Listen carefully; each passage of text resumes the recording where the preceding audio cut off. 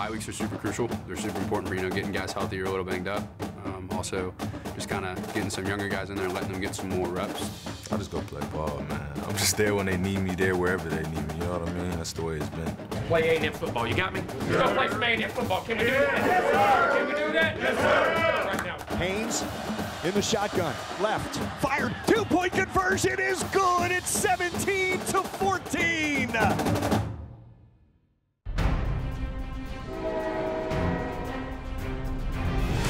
When the process is right, the results are there. You ain't gonna get it. They ain't gonna give it to you. Get there the same way you just got here.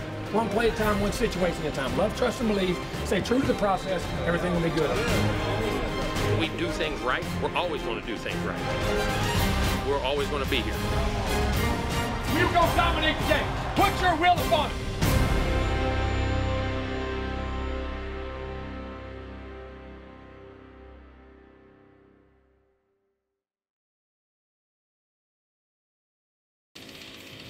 We have Randy Bond making his Monday press conference debut.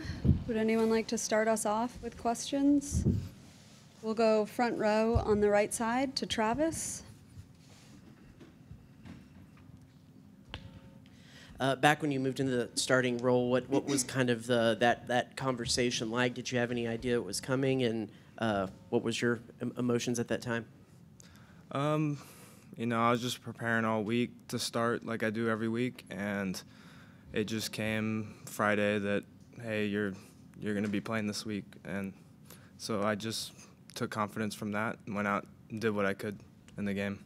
Randy, usually when you hear about people going through the recruiting process, it's meeting with position coaches and it's meeting with certain personnel members. For you, as a kicker and special teamers, what was your recruitment process like going to Texas A&M? Well, I actually didn't really get recruited. I tried out my spring of my freshman year, so I just spent time working on my own. I met Seth and Caden at a camp before and just talked to them a little bit and just kept practicing on my own and just tried out. Any more questions? All right, thank you, Randy.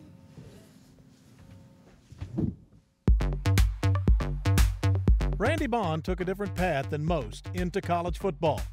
But the 12th man would probably agree his journey is as Aggie as it gets. So I remember going to the Florida game, watching that crazy game unfold, and I was sitting in the stands for that one with my mom.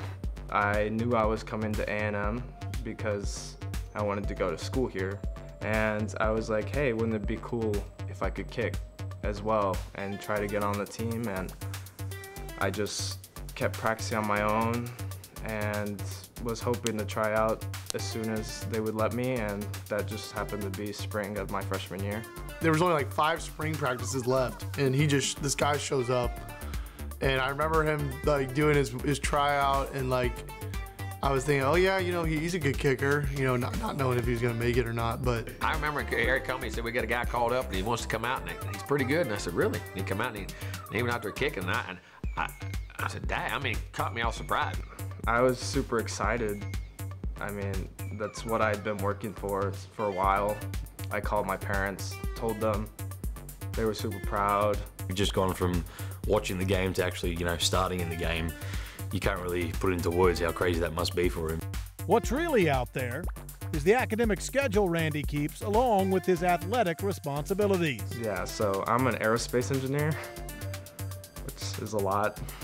Listen, there's engineering, and then there's some, I know, we get into aerospace and some of those things now, you're getting into a whole different world. Me, him, and Nick all sit together on the plane, and I'm constantly just asking him, like, okay, so like, explain like Mach speed to me and like how that relates to airplanes, and like, okay, like, well, why are certain planes made this way, and like, okay, how fast could we really go if we wanted to get this thing going? Maybe that's how you can see how the ball flies through the air. Yeah, and all the angles and all the rotation. Yeah, they all think I'm crazy. They're like, how do you do that? And I tell them, I don't know. I just keep going and it works. There's no doubt it's working as he's heading in the right direction. A&M should appreciate the track he's taken to kick with this team. His fellow Aggies are thankful he traveled a long road to the program. Still, every time I run out of Kyle or even some of the away stadiums, I'm like, man, I'm like really here. Like, this is crazy. There's a lot of teams would love to have him on scholarship and playing, and I mean, he's become very reliable, very dependable, and I mean, I think he's playing excellent football. You know, he's a very talented guy, good head on him, so, you know, we're lucky to have him. He's handled it amazingly, and as you can see, the way he's kicking he's pretty talented.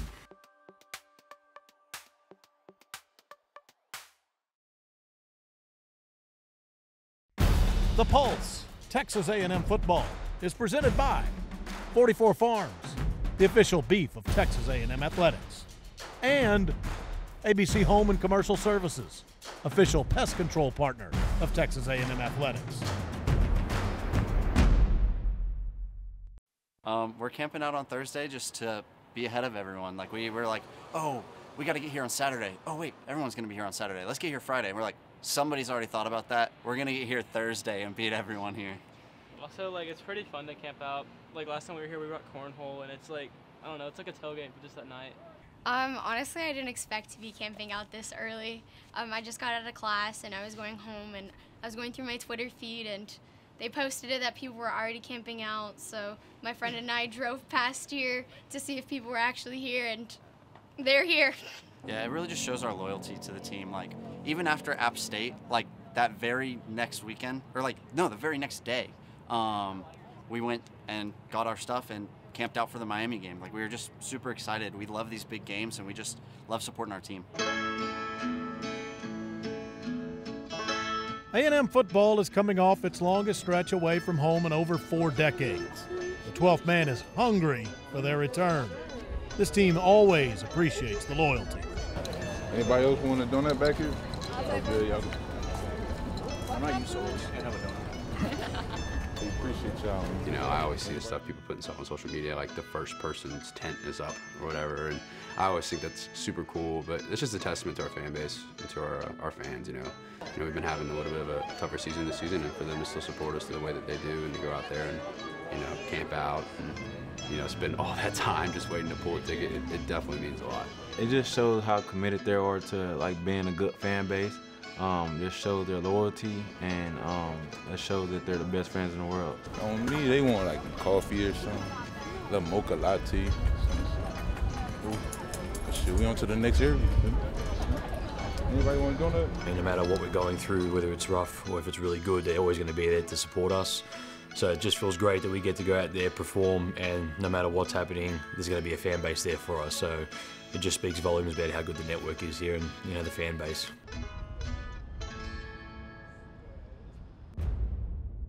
Final preps are made for the return to Kyle.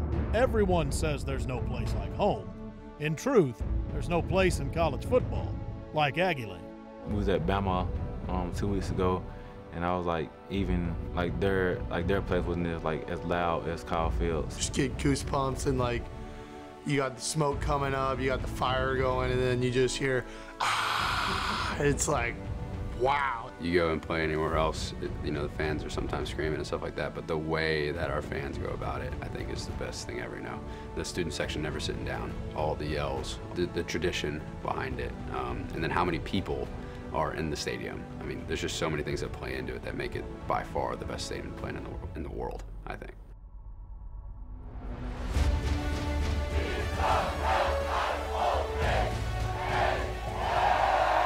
So thank you, 12th man, for your dedication. But we need to keep it up, because our boys need us. They won't quit on us if we don't quit on them. Now, everybody have fun tonight, but be safe and get lots of rest, because we'll be seeing y'all at 6:30 p.m. sharp tomorrow. Thanks. Get them, and God bless Texas A&M.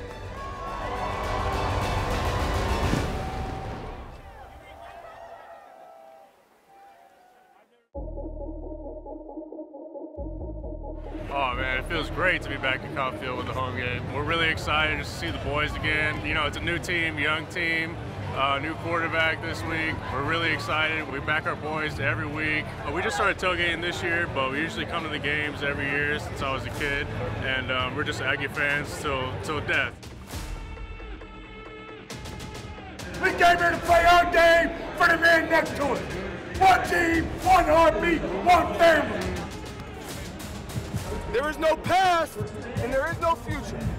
Right? What lies in our hands today is the only thing that matters. And we talk about having a next mentality. A next mentality means next snap, next series, next quarter, whatever it is, it's next.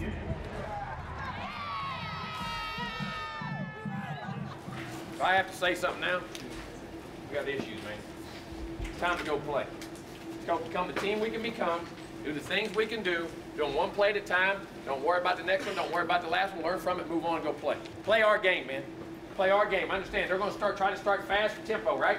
Get lined up on defense, get your eyes where they got to be, make your plays. Do your job, do it really well, and hustle to do something else. And let's go just a little bit more. We got to set the tempo with physicality on both lines of scrimmage. More important than anything, you got to take care of yourself right here. Become who you can become. Test yourself. See who you are right now. Look the man in the mirror and tell him, I'm growing up tonight. I'm going to do my job tonight. I'm doing it for myself, for the loved ones, and for my teammates and everything about us. To become the organization and program we can become. Let's become the team we can become. Finish this year the right. Hey, it's great to be back out there in that whole field, man. Yeah. It feels awesome to be out there in Kyle Field. And people dying for you to come out there and play. Yeah. That stadium's packed. Everybody's there. You got the best fans in America. You got the best family in America right out there. Because right now you send a message of who you are, and what you stand for.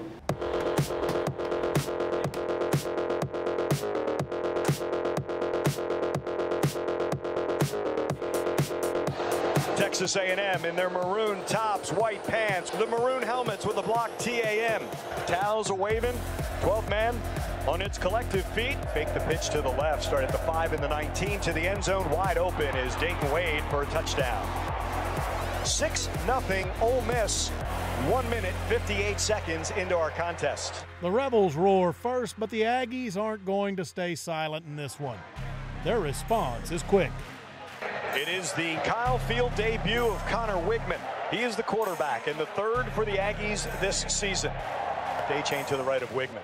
Handoff Devon right up the middle, and he can't get out of that ankle. Oh, yes, he can, and slide ahead. They're going up tempo. Yes, they are, with A-chain to the right of Wigman. Handoff to him again. He's going to bounce outside, cut back, inside the numbers. First down in Ole Miss territory to the 43-yard line. Fake to A-chain, zip across. He's got his tight end, Max Wright, rumbling down to the 12-yard line. A 31-yard completion to Max Wright. A-chain up the middle, pushes that pile inside the 5 to the 3-yard line, just shy of a first down.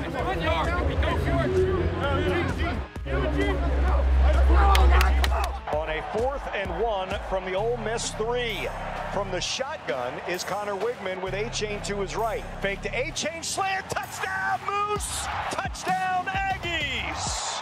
His first as an Aggie for Connor Wigman. Randy Bond, the extra point to tie this game at 7. After getting the game even, the defense ties up Ole Miss in knots and gives it back to the offense. Give Devon, slide step to his left at the 30, 35, 38-yard line. 19-yard gain for Devon A-chain. Wigman pressure right up the middle, throws off his back foot. He's got Moose who comes back at the 42-yard line.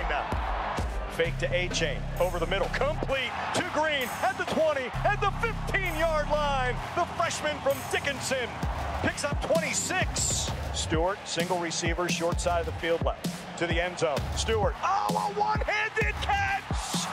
E-Stew, baby! Touchdown, Aggies! And what a perfect throw! It's a go route to the back of the end zone. Freshman fireworks light up Kyle Field and push the Aggies out in front. Handoff up the middle, nothing doing. He didn't even get back to the line of scrimmage. That's 4th and 4. Keeps, dart, smothered, short, turned over on downs. A 4th down stop helped keep A&M up, but Ole Miss drives for a field goal, and they cut into the Aggie lead. And at the break, 14-10.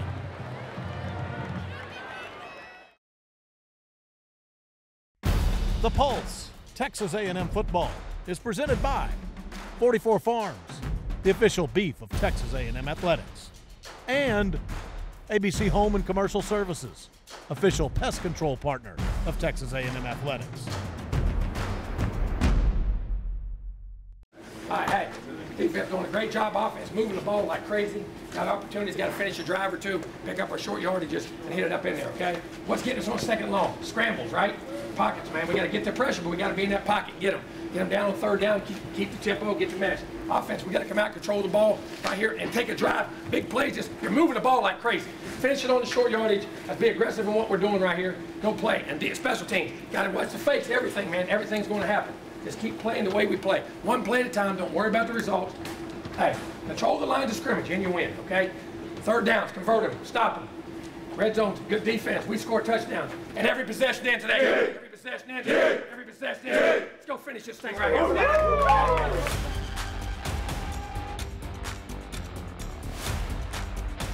The Aggies can't put up points on their first possession of the second half. But the ultimate frustration comes when Ole Miss goes on a drive that just kept getting extended. Another third down. Converted one with a run. Quarterback scramble. Across the middle. Incomplete. And a late flag from the side judge back at the 39-yard line. And how was that going to be called? I don't know how that's interference. That's 3 third-down conversions on this drive. 2 of them by penalty. After the interference call, Dart, left side, looking for Mingo, caught, 20, 15, inside the 10 to the 8-yard line. Fake the handoff, Dart rolls, throws, touchdown, back of the end zone. Rebels would score again, and they up their advantage to 24-14. But this A&M team isn't going to let it get away. They keep on coming. Wigman going down the field for Stewart, and he came up with it at the 2. Amazing catch, Evan Stewart. He continues to amaze me. It was a go route, and it was a jump ball. The defender was right with him. He comes down with it at the 2-yard line. In motion comes Preston to the left of Zoom. Keeper.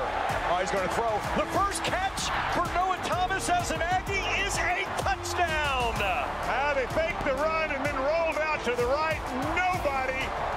Nobody out there. And the Aggies get the touchdown to make it 24-20. The Aggies are only briefly within 3, though, because a big gainer sets Ole Miss up. They find the end zone shortly after, and they lead 31-21. Another Aggie answer is needed.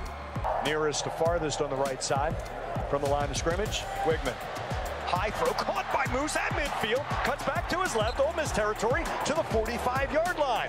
Across the middle, from left to right, Evan Stewart, the 35, then the 30. Tackled at the 28-yard line. 2:05 remaining.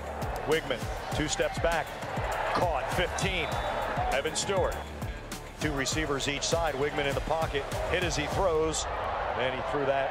And a late hit on Wigman, roughing the passer as he is knocked down back at the 25-yard line. Personal foul, roughing the passer with targeting. Whoa. Number 95 on the defense. That's not a low hit. He got him in the helmet with targeting. So they'll have to review this. Let's see. Oh my, yes. 31-27. With the crown of the helmet. After review, there is no targeting at 95, but there is roughing the passer. It'll be half the distance. First down. No targeting? How is that not targeting? No targeting. Hey, why am I not surprised? 3rd goal from the 7. Wigman out of the backfield, right side. A-chain touchdown! I had somebody, he had a defender there, and he made him miss. 4th touchdown for Wigman. 6 for 6 on the 7-yard reception. 31-27.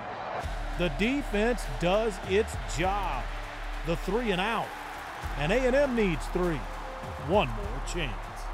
44 seconds remain. 3rd and 10 from their own 8-yard line. Blake Smith goes widest to the right. Low snap, rolls to his left. Wigman rifles, caught, A-chain, spins to the 15-yard line. He's 3 yards shy. It's 4th down. No timeouts for the Aggies. 30 seconds left. They face a 4th and 3 from their own 15-yard line. Wigman on the 4th and 3. Across the middle, too high for Smith, and incomplete. Aggies are going to fall shy again. And Ole Miss with a 31-28 win over Texas A&M here at Kyle Field.